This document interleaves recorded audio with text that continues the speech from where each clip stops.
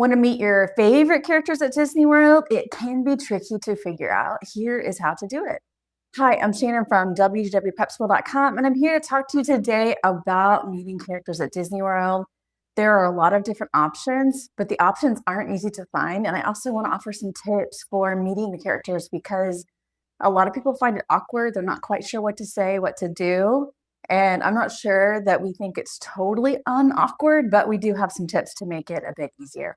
Step one is to plan before your trip so that you know which characters are available when, and as a bonus, maybe even how they look.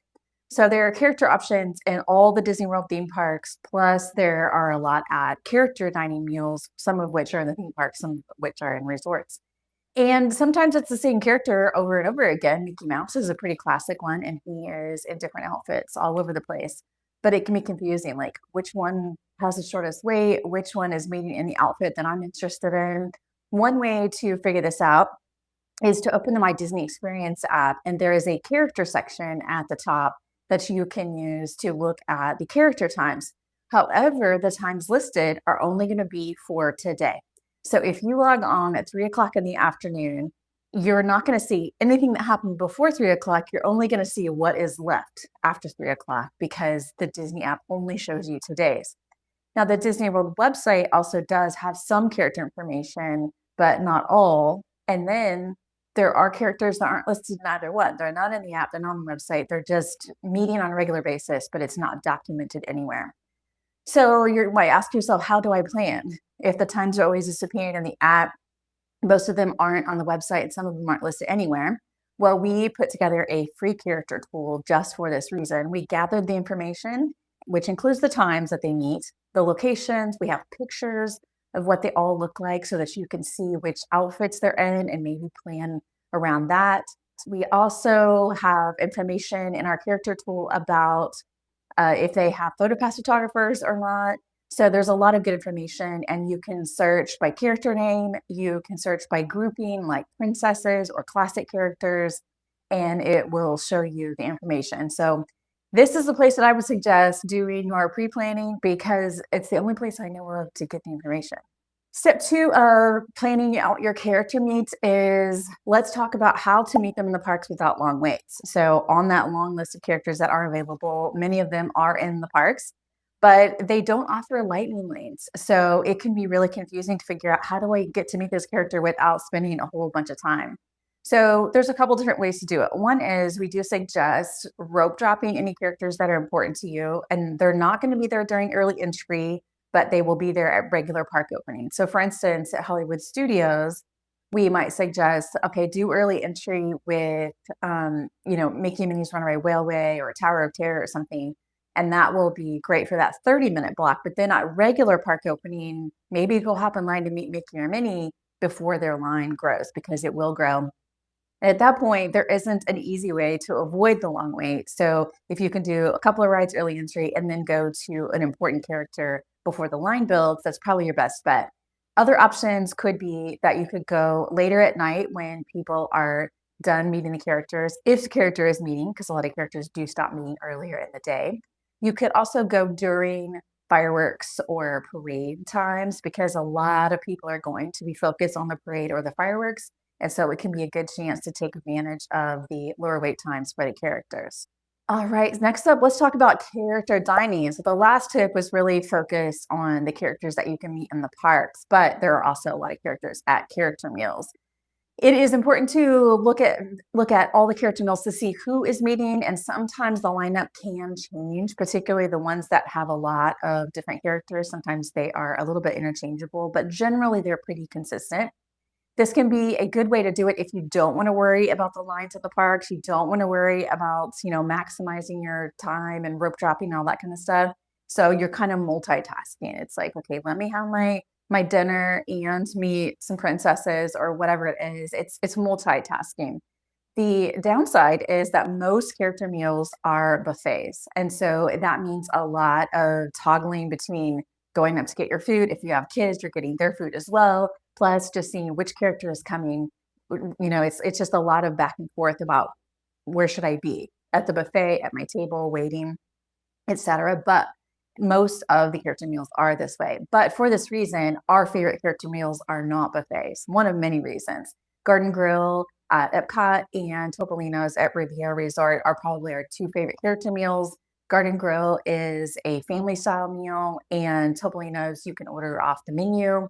And they have really fun characters, classic characters, good food, and it's not buffet. So it's a little bit more chill. So if you want a chill character meeting option, those would be our best bets.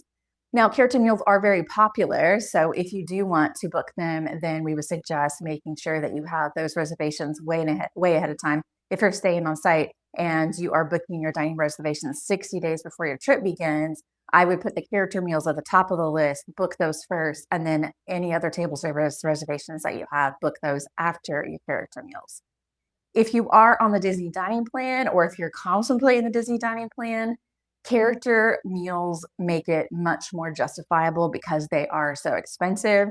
And most of them, not all of them, are one table service credit on the Disney dining plan. So if you do find yourself wanting to book multiple character meals, then I would strongly suggest looking at the math of the Disney dining plan because it actually might be beneficial to you financially. All right, lastly, let's talk about some tips for meeting characters. And I want to start with the one that we get asked about the most, which is how do you make it not awkward? I have to be honest, before this was my job, I didn't really spend a lot of time meeting characters. At least I didn't meet them outside of the character meals. And when it became my job, I was like, okay, this is important to a lot of people. So I obviously need to make sure I have this information or know how it works. And so I meet characters all the time now. Some of my best times at Disney World have actually been related to the characters. I think it depends if they are a face character or not, because obviously their ability to communicate is going to vary. One of the things that I have found the most helpful is to have something to play off of. Like right now, I'm wearing a Mickey shirt. So if I were to go meet Mickey or Minnie, I would just play off my shirt, like, oh, look, I even have you on my shirt today, or something like that.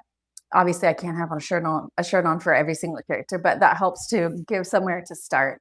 Another thing that's kind of along the same lines would be like a pin or a button related to a character, because if you have that on, you can, just sort of play off of that. Where if you're with a face character, have a discussion about it. So I would recommend doing that as some kind of like a starting point with the characters. Another thing that you could do is bring something that could be autographed. So you can give them something to do and get yourself a souvenir. We do have some different autograph book ideas. I love all the different ideas that people have come up with. Taking a photo mat and having characters sign it, and then when you get home, you can frame it with a photo from your trip. Getting a white backpack and having it get filled with signatures all over, or a classic autograph book. Some people will add photos on one side and autographs on the other. Some people will take Polaroids of characters, or at least make it look like a Polaroid and have the character signature underneath. You could get golden books and have them sign the page related to their character. So just like having an activity plus getting yourself a souvenir at the same time. We do recommend bringing retractable Sharpie markers because that is the easiest for the characters, particularly the ones that have big hands that they have to sign with. Having the retractable one makes it easier for them to grab it. I have noticed the cast members that accompany the characters, they're called character attendants, they tend to have these Sharpies on hand. So if you don't bring it, usually the character attendant will have some for you to use, and that can make the autograph process a lot easier. Okay, so hopefully that makes it less awkward, but there's really no way totally to avoid it, I don't think.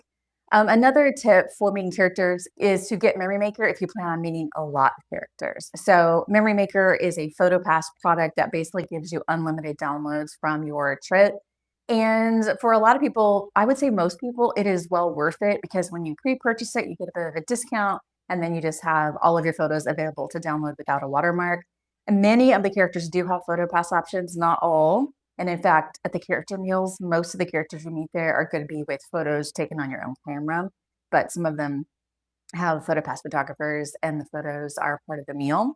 But if you meet characters at a meet and greet spot in the parks, a lot of them do have PhotoPass photographers. So it's going to make the Memory Maker much more worth it because you'll have those photos taken on their camera and everybody in your group can be in it. You don't have to do that though. You can hand a cast member or another guest, if there isn't a cast member available, your phone and just have photos taken that way as well. We do have in our new character locator tool whether or not a character has PhotoPass, so that can help you decide if you want to get Memory Maker, depending on who you want to meet. All right, those are a few tips for helping you find the characters and hopefully meet them with minimal awkwardness. But if you have other ones that you would like to share, I'd love to hear those. Feel free to leave those in the comments. Thanks for watching.